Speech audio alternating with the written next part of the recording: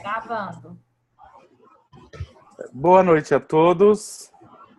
É um prazer estar aqui com vocês novamente no nosso 27º encontro do grupo de estudo sobre o livro do Bert Hellinger, A Fonte Não Precisa Perguntar pelo Caminho. Hoje nós vamos dar continuidade à leitura que a gente vem fazendo e a Marisa vai nos agraciar com a leitura a partir do ponto que nós paramos no encontro passado, que é a morte e reconciliação. Por favor, Marisa, pode começar a leitura. Ok. Morte e reconciliação. Quais são as consequências quando a morte é excluída da vida? Podemos observar que muitos receiam a morte porque consideram a vida o máximo e têm medo dos mortos, como se esses fossem hostis ou invejosos em relação aos vivos. Este é um velho conceito grego, mas nós nos reconciliamos com o próprio morrer, quando nos reconciliamos com os mortos. Isso acontece quando olhamos para os mortos, principalmente para aqueles que pertencem à nossa família, e quando nos deixamos olhar por eles. Nisso se experimenta algo singular. Quando, por exemplo, se imagina descer para os mortos que são queridos e importantes, olhamos para eles e nos deitamos perto deles até ficarmos totalmente calmos e quietos. Então, depois de algum tempo, ficamos sabendo, através deles, que os mortos se voltam para nós com uma indicação, com uma bênção, com uma força e nos apoiam na vida até que chegue a nossa hora. Frequentemente, aqueles que estão vivos se sentem superiores aos mortos, como se tivessem uma vantagem. Entretanto, justamente por isso, enfraquecem. Mas se olharem os mortos e talvez lhe disserem, eu ainda viverei um pouco, então também morrerei, desaparece o orgulho perante os mortos e nós somos mais abertos para a força que pode fluir deles. Como você alcança esse estado em que você chega aos mortos? Como se pode chegar lá? Não necessitamos ir até os mortos. Eles nos cercam, por assim dizer, por algum tempo. Por isso, existe em todas as culturas a ideia de que os mortos ainda estão presentes por algum tempo. Somente então vão embora. Nesse contexto, quero dizer algo sobre a retirada de órgãos imediatamente após a morte. A esse morto se nega que morra sua morte total. A saber, a morte não termina com a parada das funções cerebrais ou com o último suspiro. Intervir no processo de morte, nesse processo de transição, como se pudéssemos agora dispor dele, considero um crime. Porque os diversos órgãos, possivelmente, ainda sejam importantes nesse processo, pois são somente restos mortais. Eles não são, na verdade, importantes ou... Isso não sabemos. E o que quer dizer aqui? Somente os restos mortais?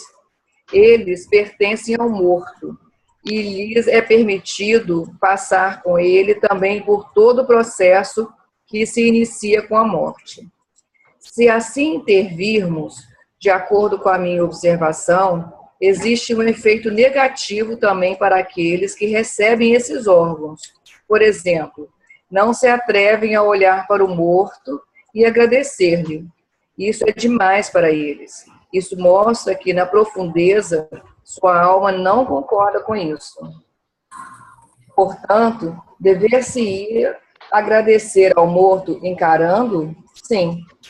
Pode-se dizer isso assim ou não se deveria absolutamente fazer algo assim como retirada de órgãos. Para mim, isso é uma intervenção que se origina da ideia de que eu tenho que manter a minha vida a todo custo, também ao preço de um órgão alheio, como se eu, ao perder a minha vida, tivesse perdido tudo. Para mim, essa é uma ideia estranha.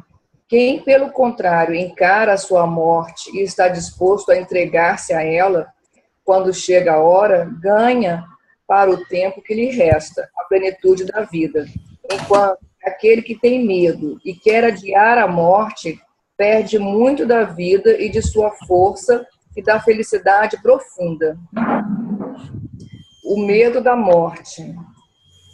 De onde vem o fato que muitas pessoas têm esse medo dos mortos? Também crianças que têm esse medo, ou, por exemplo, como se pode tirar das crianças esse medo? O medo da morte tem algo a ver com o desejo de sobrevivência.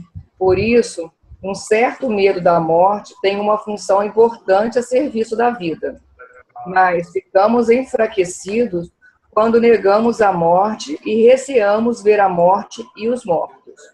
Alguém me contou que quando sua mãe morreu, o esquife ficou ainda alguns dias em casa, o que hoje em dia é extremamente raro. Na casa estava uma menina cujo pai havia morrido há pouco tempo, mas não lhe havia sido permitido vê-lo depois de morto. Essa menina ia repetidamente para onde estava a falecida, para olhá-la. Em uma dessas vezes, ao olhar, disse: ali se encontra deitada uma rainha. A criança assume o que os adultos sentem quando lhe é mostrado os mortos e a morte. Dessa maneira, ela não tem medo. Então, esse medo se afasta para sempre da criança? O que acontecerá mais tarde, se a criança terá medo, depende de muitas circunstâncias. Mas esse foi um belo exemplo de que não é verdade a ideia de que todos nós tenhamos que ter medo dos mortos.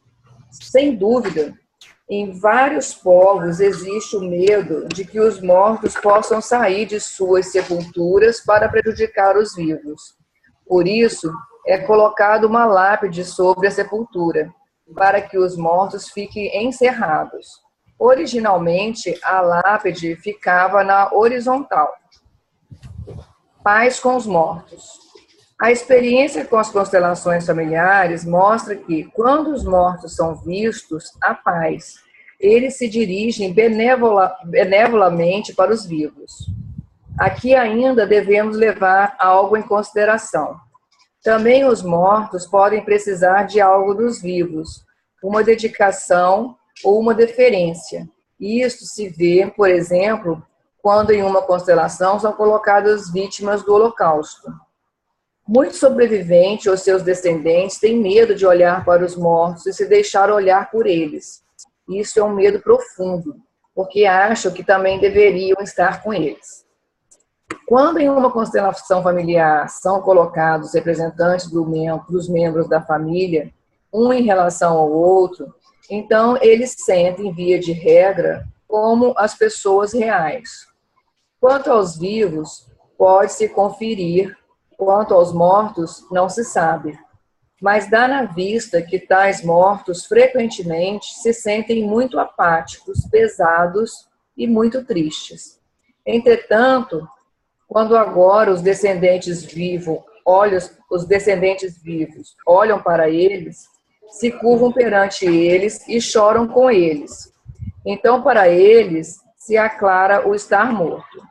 Não se vivenciam tão penosamente como antes.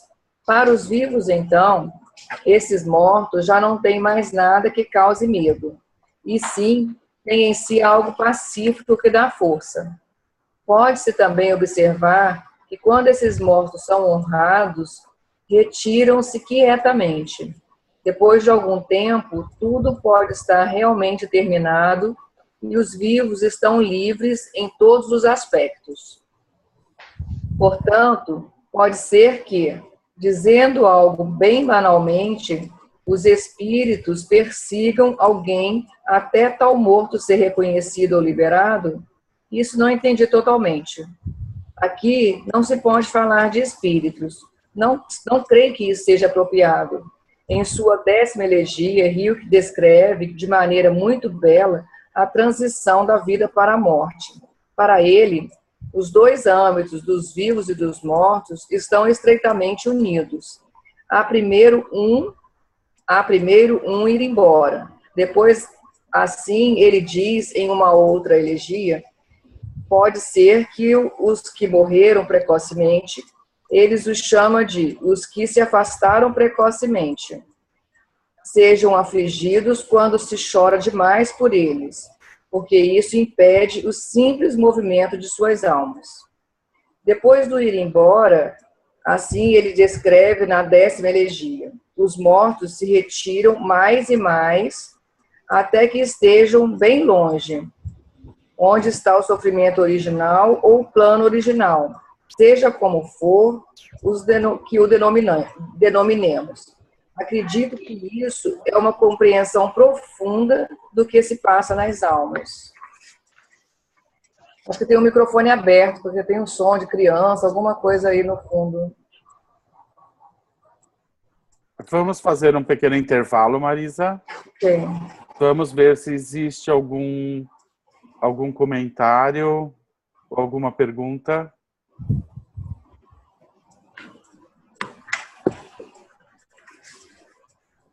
Não, né, Alice? Vanessa. Então vamos continuar. Flávia, vamos continuar, Marisa. Quando falamos de almas, então queremos dizer algo que está em conexão com muitos e muitos. Por exemplo, eu não poderia falar com ninguém se não estivesse ligado a ele em um plano de consonância. Se uma alma em comum não nos carregasse e eu não fizesse parte do ser daquele com quem falo e ele do meu. Essa comunicação se estende também aos mortos. Quer dizer, os vivos e os mortos fazem parte de uma grande alma em comum. Senão, não poderiam agir mutuamente. Pois assim, os vivos podem atuar sobre os mortos e os mortos sobre os vivos por algum tempo. Depois, os mortos se retiram completamente. Muitas mitologias descrevem esse movimento que corresponde certamente a uma profunda experiência psíquica. Assim, também pode prestar mais tarde reconhecimento a uma pessoa falecida, por exemplo, a mãe falecida? Sim. Por isso também, o Dia de Todos os Santos e o Dia dos Mortos são algo que une as famílias de uma maneira especial. Eles homenageiam os mortos e reconhecem que os mortos pertencem a eles. Nisso, experimentamos que é bom para a própria alma quando se respeita e honra os mortos da família. Em muitas culturas, os mortos têm seu próprio altar, frente ao qual são recordados. Nós também expomos fotografias de nossos falecidos, pais e irmãos. É um recordar silencioso. E quando olhamos para lá, existe um efeito profundo, sereno e benéfico na alma. Quando não se faz isso, o que acontece então? Pois muitos simplesmente suprimem isso. Uma pessoa se sente completa quando todos os que pertencem à sua família têm um lugar em sua alma. Sempre que ela exclui alguém de sua família, experimenta isso como uma perda. Por exemplo, quem despreza e exclui seus pais sente-se vazio. Ele se priva da plenitude da vida. Se dei a todos que a mim pertencem um lugar em minha alma, sinto-me não somente completo, mas também livre. Aqueles que eu renego, pelo contrário, me puxam e me fazem prisioneiro, pois eu somente posso renegá-los porque os tenho à vista e porque penso neles. Entretanto, aqueles que têm um lugar em mim também me deixam em paz. Imagem de morte e vida. Vida e morte estão enlaçadas estreitamente. Fico fascinado pelo pensamento que você trouxe anteriormente. Em uma carta, Hilke traz uma comparação. Ele diz: nossa vida ou nosso ser, aqui seria talvez a melhor palavra, se assemelha a uma pirâmide. Na ponta superior da pirâmide há passado, presente e futuro.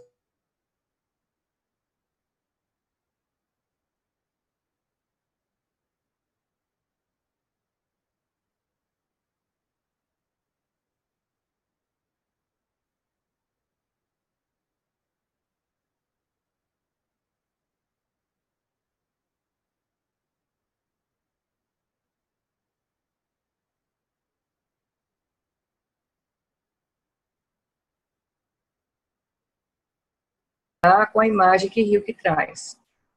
Você já o vivenciou alguma vez? Pode se penetrar lá? Você já entrou alguma vez nessa profundeza, nesse processo? É o céu, é? Não. Assim que alguém faz imagens da origem, está muitíssimo afastado da experiência, pois ela continua um mistério. Se respeito o mistério sem querer denominá-lo, até sem me preocupar com ele, sinto-me em paz. Então, de lá vem para mim uma força. Ele se manifesta em mim, caso queira aprendê-lo e dominá-lo, ou reconciliá-lo e dispô-lo a meu favor, ou se tenho medo dele e quero oferecer-lhe sacrifício, para que não fique zangado comigo. Pode-se chamá-lo de além? Eu o chamaria de além do tempo, nada mais. Ou ainda mais exatamente, além do meu tempo. Você poderia descrever mais uma vez a imagem da pirâmide, porque no começo não ficou bem clara para mim. Acho-a uma imagem extremamente bela. Assim que se queira compreender essas imagens, elas perdem a sua força. Elas somente se delineiam e com isso tocam a alma. Se quisermos compreendê-las, fogem da gente. A precedência da vida. Qual é a maneira mais conveniente de lidar com a morte em vida? Pois ela é um tema tabu nessa época.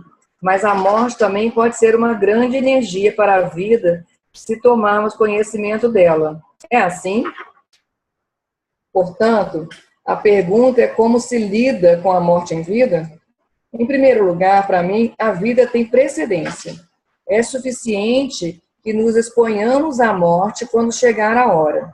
Então, podemos fazê-lo da melhor maneira. Quando em meio à vida se olha continuamente para a morte, dificulta-se a própria vida. E isso não pode ter bom efeito. Mas se alguém fica seriamente doente e tem de se expor ao fim, então é um bom olhar para a morte, encará-la realmente e curvar-se diante dela.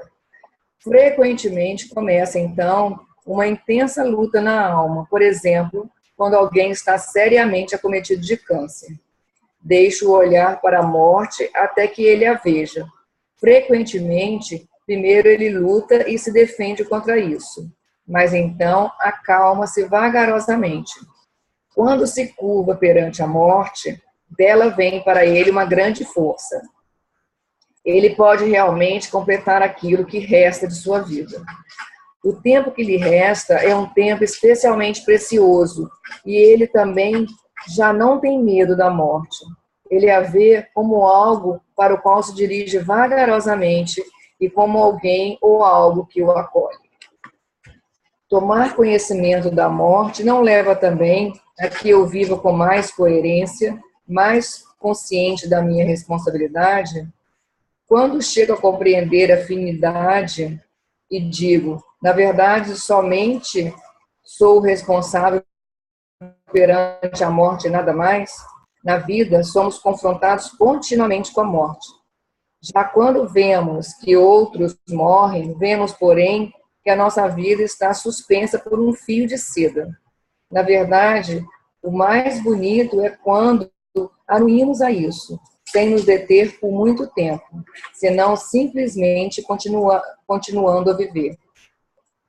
Mas tem-se que compreender. Muitas pessoas acham que são quase imortais.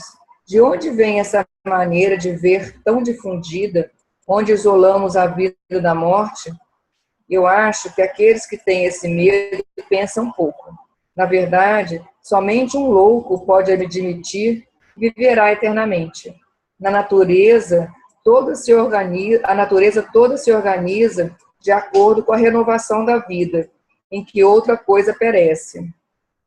Como ser humano também é assim. Achar que somos imortais é uma presunção e achar que isso é até belo é estranho. A alma. Se entendo bem, para você já é a alma individual que aí entra em metamorfose, não uma total. É uma alma total ou uma alma individual em cada um dos mortos? Com referência à alma, pode-se observar que nós, por um lado, sentimos uma força que dirige nossa vida e nosso corpo. Aqui tem que existir uma instância que coordena tudo. Isso não pode ser simplesmente químico. Isso tem de ser uma força anímica, uma força espiritual. Essa força espiritual, ou essa alma, vai para além de nós.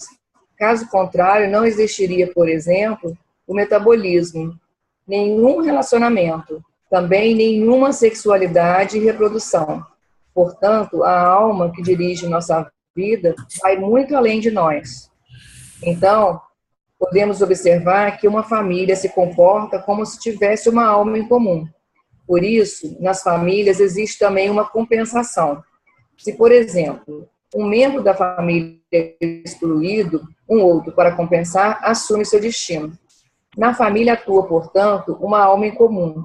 Pode-se também dizer uma consciência em comum. Além disso, atua ainda uma alma maior que abarca tanto os vivos quanto como os mortos. Também fazemos parte dessa alma maior. Na transição da vida para a morte, não podemos deixar essa alma.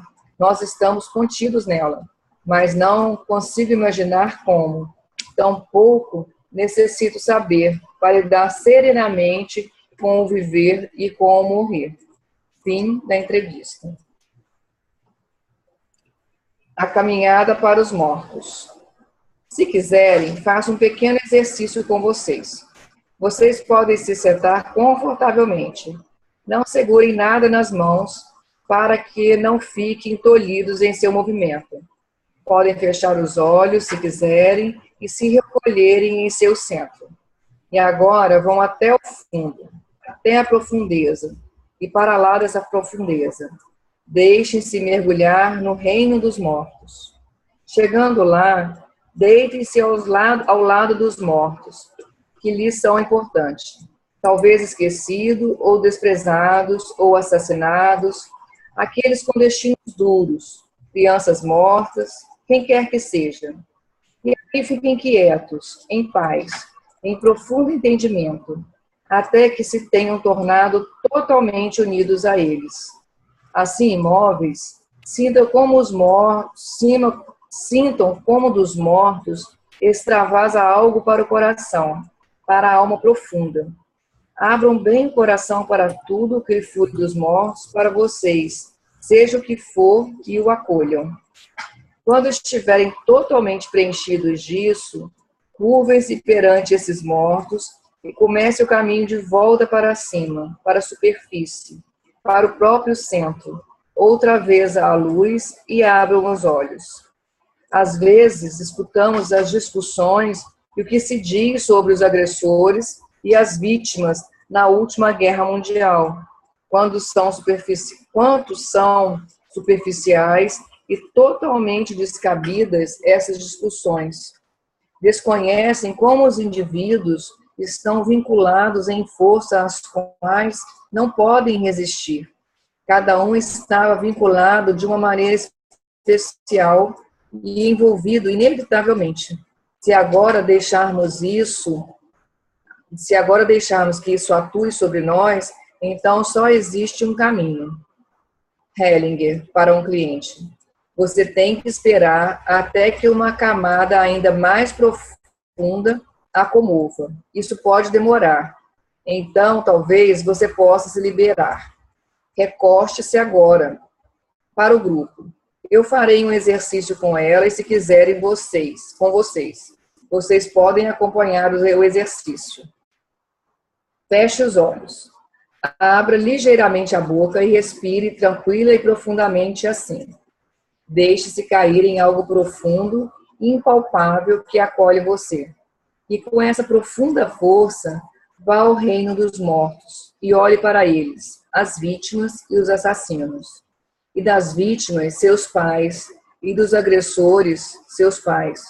E curve-se perante as vítimas de seus pais, e perante os agressores e seus pais. Agora tome os seus filhos pela mão e curve-se com eles perante as vítimas e seus pais, e perante os agressores e seus pais. Então, olhe para além dos mortos, para o horizonte. Ele está vazio. Entretanto, lá aparece bem suave a verdadeira força, o anjo que conduz a todos do mesmo modo, os mortos sejam de que tipo forem, e a você e aos seus filhos. Curve-se diante dele e diga: por favor, abençoe a mim e as minhas crianças. Então, retire-se vagarosamente com as crianças, sempre mais, para bem longe, até que o reino dos mortos se desvaneça. Então, tome os seus filhos no coração e diga a eles: eu os abençoo. E agora, olhe para os pais das crianças, ambos, e diga a eles: obrigada. Hoje é o dia dedicado às vítimas do nacionalsocialismo e aos caídos na guerra. Nesse contexto, desejo oferecer uma pequena meditação para aqueles entre vocês que desejem acompanhar. Agora, vocês podem fechar os olhos, acalmar-se, concentrar-se no próprio centro, no centro vazio. Esse centro é amplo e profundo, e no centro, por estar vazio, tudo tem lugar. Agora todos podem vir a esse centro, todos de nosso povo, não importa qual seja a terra natal, e todos os mortos, as vítimas. Agora vocês podem reconhecer seu pertencer e deitar-se, por assim dizer, a seu lado e dizer-lhes: sou também um de vocês. Ser igual aos mortos, e para além disso, às outras vítimas, os chamados inimigos, aqueles que foram assassinados ou mortos em câmeras de gás, as crianças, os deficientes que foram mortos, a assim chamada vida indigna, e deitar-se junto a eles e ser igual a eles. Quando o coração se alarga, até que lhes seja permitido ser igual a nós, e nós nos tornarmos iguais a eles, repousamos como eles. Então, a vista se dirige aos agressores, aos assassinos, aos líderes, e também podemos oferecer a eles: eu sou igual a vocês, e a vocês é permitido ser igual a mim. O gigantesco exercício dos mortos, das vítimas e dos agressores está aos pés de algo maior, do qual estão à mercê e que dispõe deles. Frente a esse maior, podemos ser todos iguais. No fim, vem paz daquilo que parece terrível, ou mal, ou assustador. Se é permitido que seja assim como foi, e se agora é permitido que continue a agir para algo que no fim reconcilia a todos depois de algum tempo. E agora, voltem vagarosamente. Marisa, vamos fazer um intervalinho, caso alguém queira fazer alguma colocação. Embora o Bert ele é tão incrivelmente poético ao descrever tudo isso. Alguma pergunta? Bom, Renato, se não tiver ninguém, eu queria comentar alguma coisa. Pois não. Eu venho acompanhando esses estudos, né? As sessões que eu não acompanhei, eu assisti os vídeos, né? Então, eu venho entendendo que esses estudos todos têm uma parte que é a observação, o acúmulo, né, da observação das leis, né, as leis que regem toda essa fenomenologia. Agora, tem também dentro desse livro muita concepção polêmica, né? Tem muita questão que a gente pode questionar bastante, né? Então, por exemplo, uma delas que eu considero relevante, eu discuti aqui a questão de concepção de vida espiritual, se existe espírito, se existe reencarnação, se não existe, isso não vem ao caso.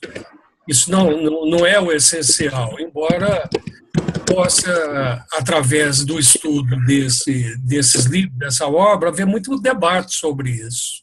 Mas não é a proposta. Mas eu acho diferente a concepção contrária, por exemplo, a transplante de órgãos. Eu acho questionável a visão relativa a aceitar a morte quando você tem conhecimentos científicos e médicos que permitem o prosseguimento da vida. Eu acho que esse tipo de raciocínio nega a evolução da ciência, nega a possibilidade de cura, nega a própria medicina, né? Então, tem algumas coisas que eu realmente acho muito estranho, né, na teoria que o Bert Hellinger apresenta. Eu concordo plenamente que a gente precisa encarar a morte como um fenômeno natural, como um fenômeno da vida. Então, uma postura de aceitação, de compreensão do processo da vida e da morte é essencial. Mas eu acho esquisito isso de dizer que é como se fosse assim, você não pode lutar pela vida. Eu acho que contraria até o instinto de sobrevivência, o instinto de conservação. Isso eu acho muito esquisito. Aliás, tem muita coisa que eu acho estranha, mas especialmente isso eu acho absolutamente relevante. Aí eu queria ouvir mais sobre isso, porque realmente eu considero importante.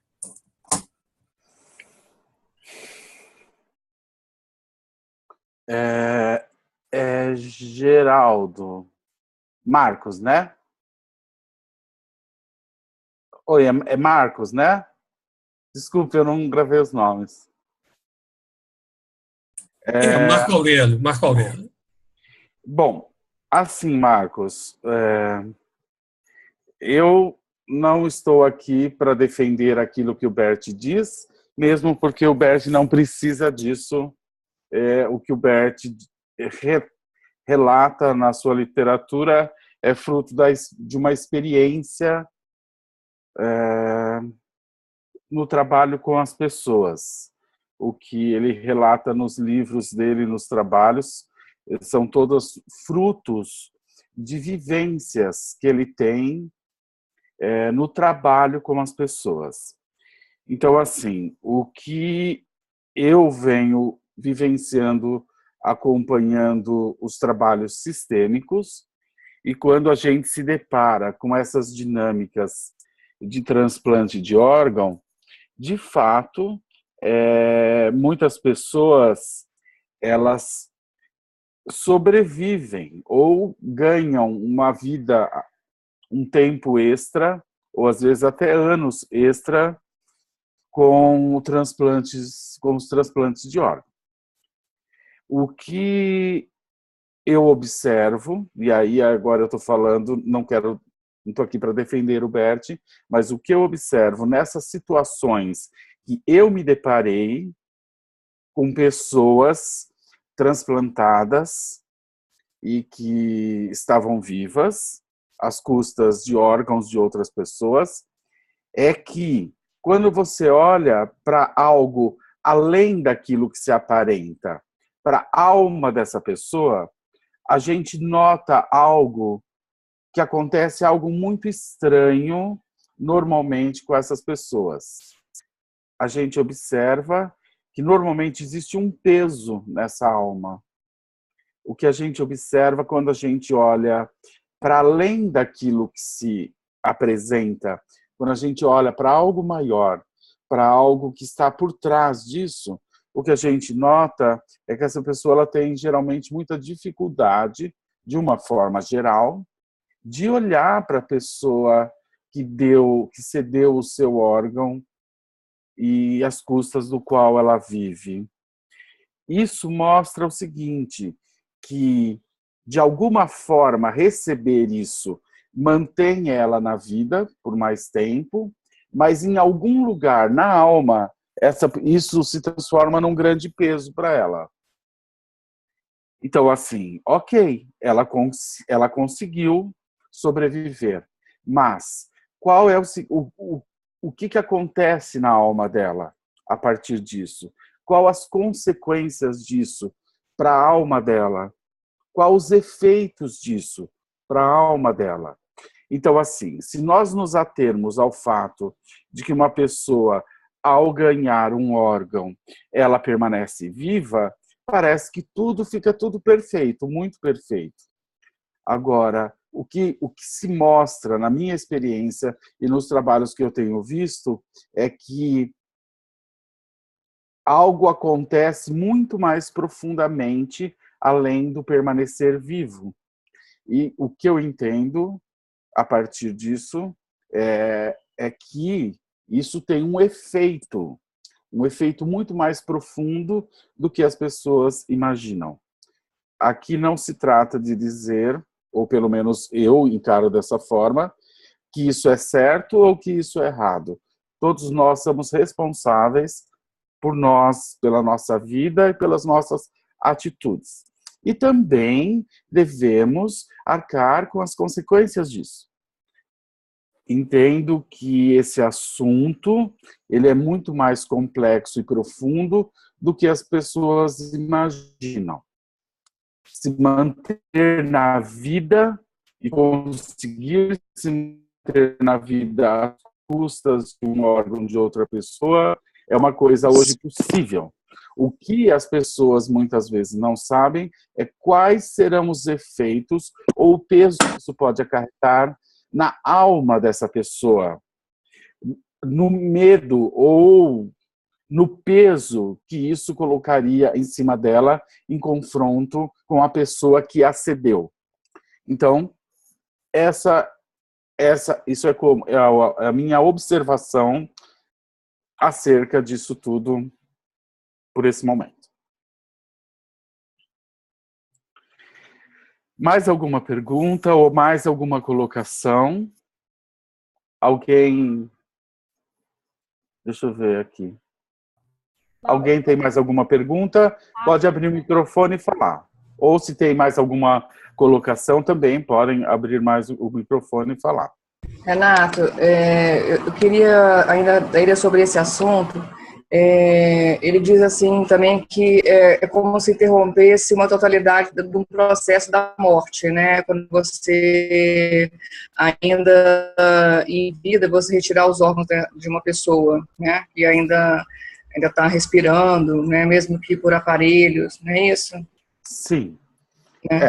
Sim, ele fala sobre isso, né? Quando você retira os órgãos da pessoa, ao olharmos para a pessoa que está doando, está se interrompendo um processo.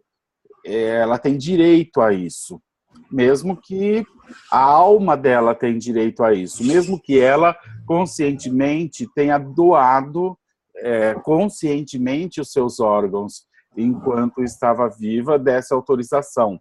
Mas a pessoa, ela existe numa dimensão muito mais profunda do que aquilo que ela tem consciência.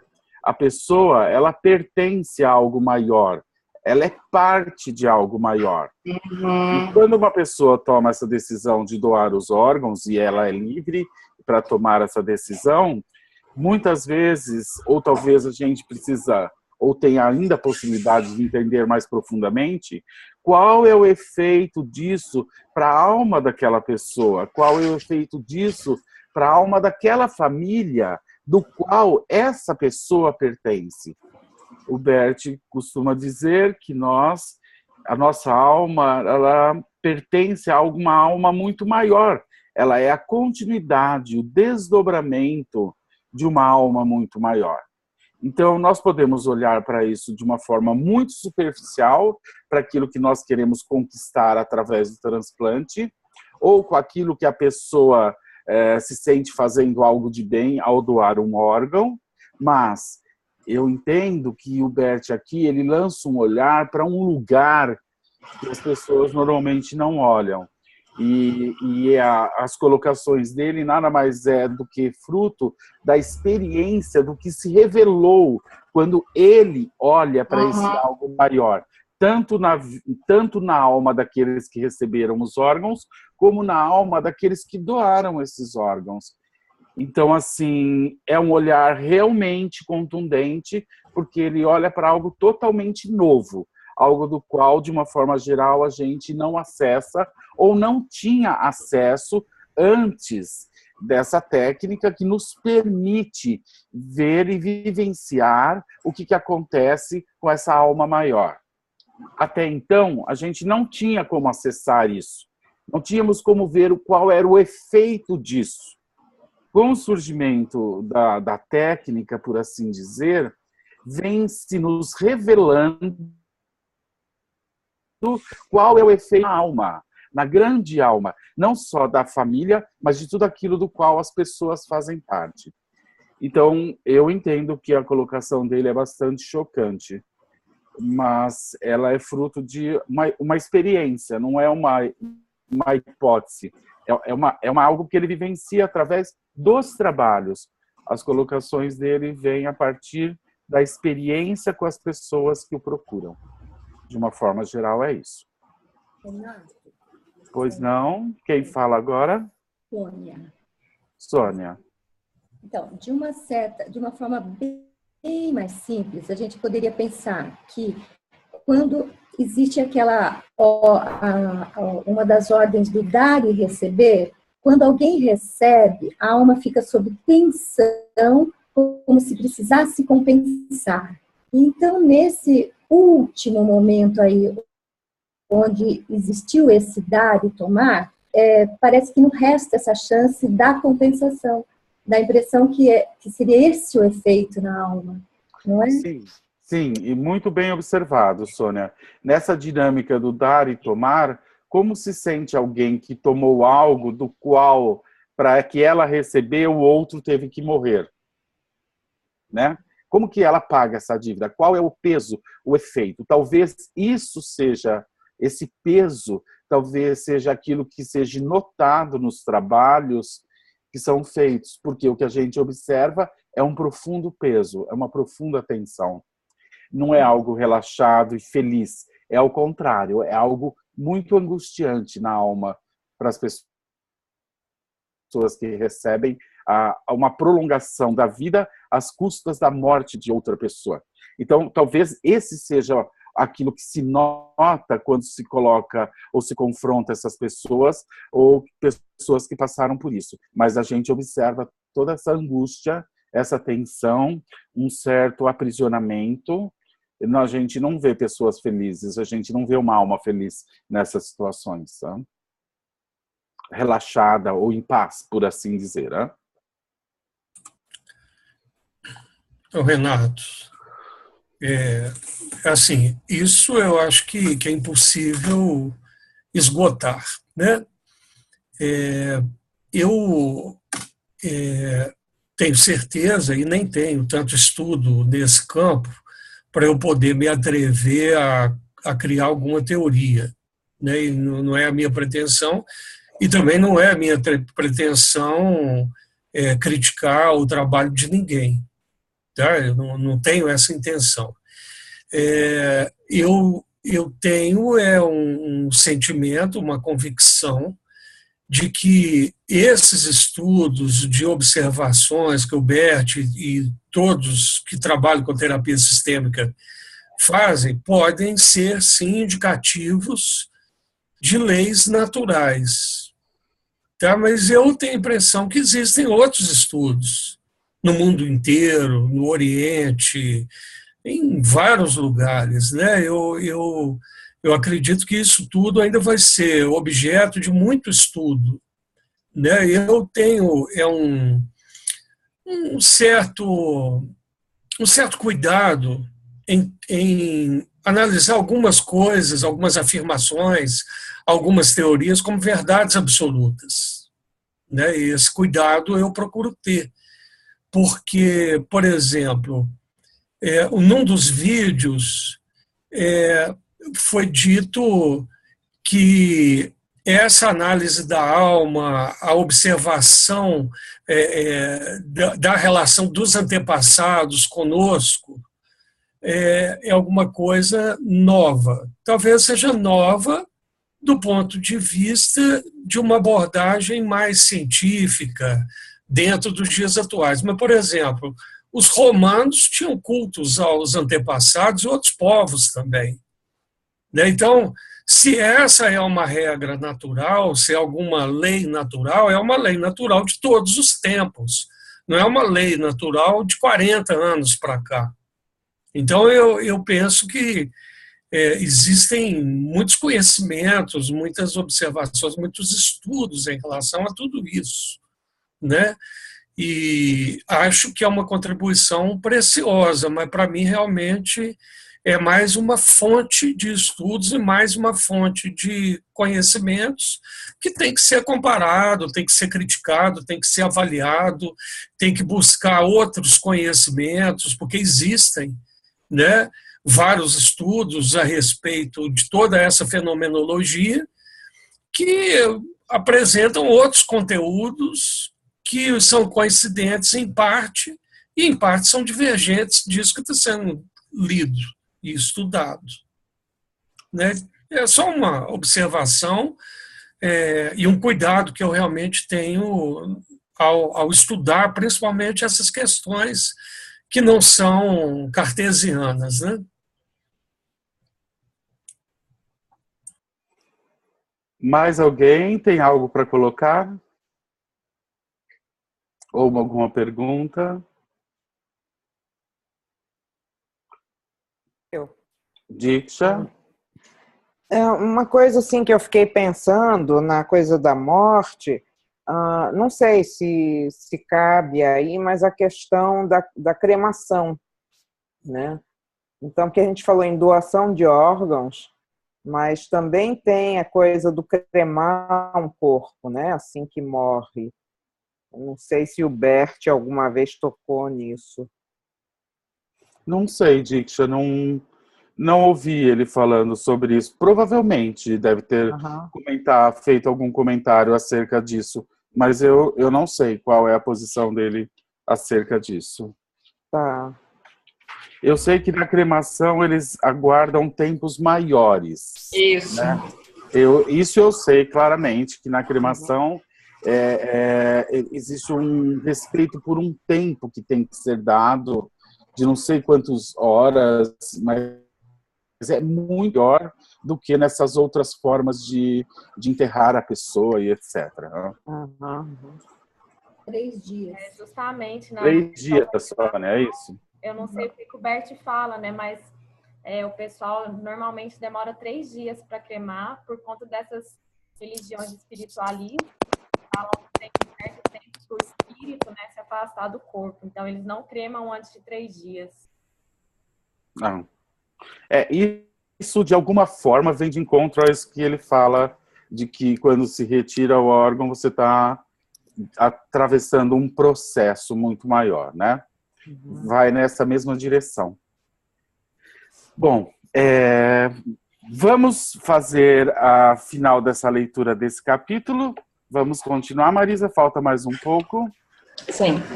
O intervalo. O que decorre aqui é algo que não se aguenta por muito tempo. Esse ir ao âmbito dos mortos e voltar. Isso só é permitido fazer em certas situações. A vida termina com a morte e o medo da morte começa durante o nosso nascimento. Marisa, um pouquinho mais devagar, por favor. Podemos cravar os olhos nesse momento durante toda a vida e quando tivermos olhado durante toda a vida para esse medo, morreremos. Se não o olharmos, morreremos também. Portanto, pode-se viver olhando para isso continuamente ou pode-se dizer, quando chegar a hora, olho para isso e no intervalo me permito estar bem. Essa seria a higiene psíquica aqui. É também assim nesse tipo de trabalho. Entra-se, então, volta-se à vida bem habitual. Viver até o fim. Antes, em alguns conventos, exercitava-se olhar para a morte. Por isso, tantos santos têm uma caveira sobre o seu genuflexório para que tenham a morte sempre frente aos olhos.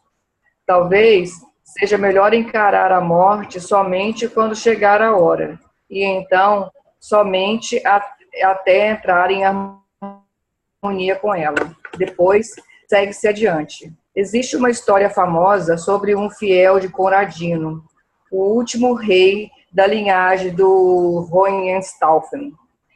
Na Itália, quando foi aprisionado junto com o rei, encontrava-se no castelo, onde era mantido prisioneiro e jogava xadrez com um companheiro de prisão.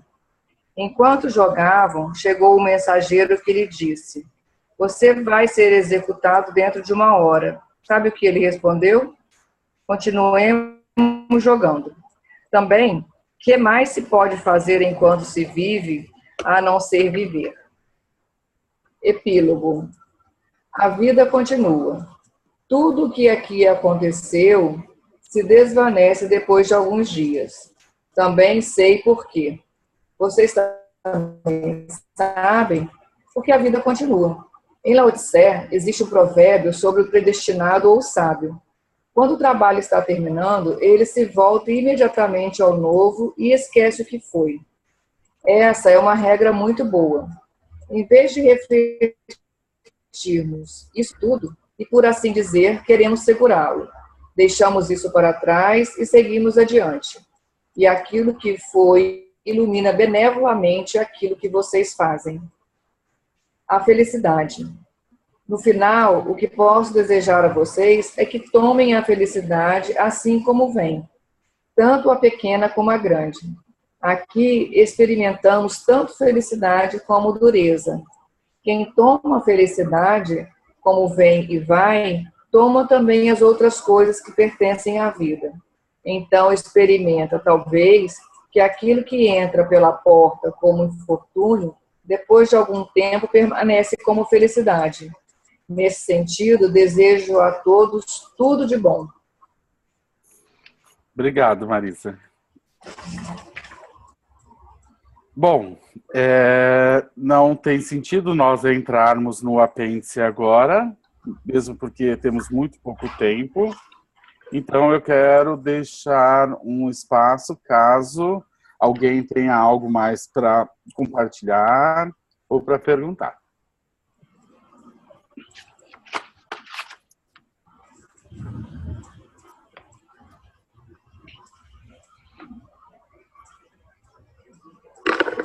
Não?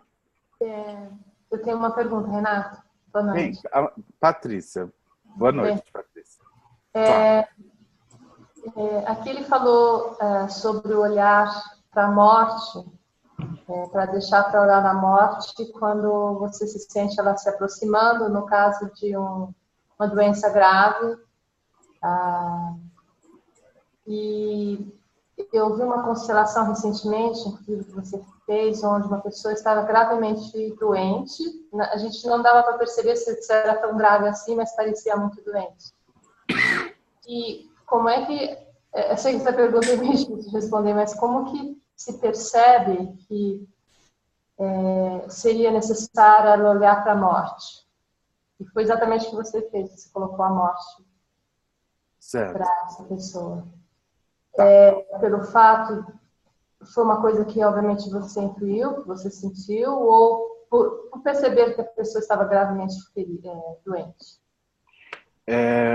Outras situações que a gente tem esse medo e é necessário olhar para a morte. Desculpa, não entendi a última frase. Então, que é necessário realmente olhar para a morte, ou só realmente quando você está perto dela, quando está muito doente, por exemplo. Bom, a sua pergunta não é uma pergunta, são várias perguntas, né? Mas vamos lá. Se eu esquecer parte delas, depois você me relata. Quando chega alguém a mim e imediatamente, ao me conectar com essa pessoa, eu me conecto com a morte, ou seja, ao me conectar com essa pessoa que chega a mim, ou ao cliente, eu me conecto com a morte, ou seja, eu percebo que a morte está ao lado dessa pessoa. Normalmente, eu me faço uma pergunta: o que ajuda essa pessoa? Né? Essa é a primeira pergunta. O que ajuda essa pessoa que está nesse ponto da vida? A outra pergunta que eu me faço internamente, como o ajudador, é: lhe resta pouco tempo ou lhe resta muito tempo? Ou lhe resta um bom tempo? Né? Então, essa é outra pergunta que eu me faço, e não que eu me faço essa pergunta em ressonância com a pessoa. E, normalmente, nessa ressonância, eu recebo essa resposta. Então, essa resposta do próximo passo, do que eu vou fazer, vem dessa ressonância que eu entro com a alma dessa pessoa. Se na alma dessa pessoa me resta pouco tempo, e eu, às vezes, até devolvo isso ao cliente. Você está muito doente, você sente que tem muito tempo de vida, ou quanto tempo você resta de vida? Então, quando resta pouco tempo de vida, normalmente o que traz força para a pessoa finalizar esse processo com uma certa paz, com uma certa tranquilidade, é nós confrontarmos ela com a morte. Por quê? Porque ajudar essa pessoa que está num processo de morte avançado, a ajuda vem quando nós conseguimos confrontá-la com algo tão relevante que, ao fazê-lo, na maioria das vezes ela ganha a força, a serenidade e a tranquilidade para seguir em direção à morte. Outras vezes, ao chegar uma pessoa e a gente entrar em ressonância com a alma dessa pessoa, a gente percebe que a morte está ali presente, mas não como uma doença, mas por ela estar conectada com isso. Então, aí, o que ajuda é olhar para isso dentro de uma outra dimensão. Muitas vezes nós colocamos a morte, mas quando o tempo não é tão curto, assim por assim dizer, muitas vezes existe algo para além da morte do qual essa pessoa está identificada. Como, por exemplo, uma criança que quer seguir a mãe que morreu cedo. Então, essa criança, ela está identificada com a morte, mas não necessariamente doente para morrer no final da sua vida. Então, o que ajuda ela, nesse caso, seria confrontá-la com quem essa criança segue, que no caso seria a mãe. Então, ao confrontá-la com a mãe e dizer: eu sigo você, mamãe, ela vai perceber no olhar da morta, da mãe, que a mãe não quer isso dela. Então, ela já não pode mais fazer isso de forma inocente. Ela vai perceber que a mãe discorda disso. Então, nesse caso, nós ajudamos quando nós confrontamos ela com aquilo que ela segue. Então, existem situações que são totalmente diversas, mas o que internamente me auxilia na condução do processo é que eu entre em ressonância com a pessoa, e se a morte se apresenta já como uma coisa muito avançada, como uma doença ou com um aspecto muito avançado, o que ajuda é confrontá-la com a morte.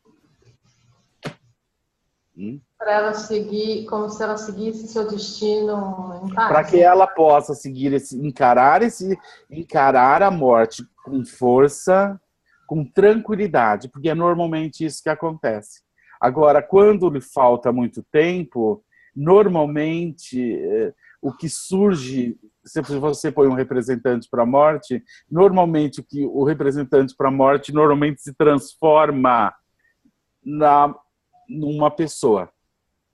A morte, geralmente, ela é representada, quando nós representamos a morte, quando um representante está lá representando a morte, geralmente a morte é algo muito presente, muito forte, muito sereno e muito tranquilo. É como algo inevitável, né? Agora, quando você coloca um representante para a morte, e esse representante ele começa a agir como pessoa, tendo reações, sentimentos, emoções, você vê que essa identificação da pessoa com a morte tem a ver com alguém. Alguém ligado com a morte. Alguém ligado à morte, exatamente. porque a atitude muda, é totalmente diferente a atitude de alguém que representa um morto de alguém que representa a morte. São coisas totalmente diferentes, absolutamente diferentes as reações. A morte é algo sereno, forte e implacável. Quando o representante representa alguém morto, não, isso tem reações, se comporta de uma forma, se comporta como humano. A morte não é algo humano, a morte é algo para além. É um ciclo, é uma passagem, ela é só um ultimato de um ciclo, um final de um ciclo e o início de um outro ciclo, né? É assim que isso se mostra a nível sistema.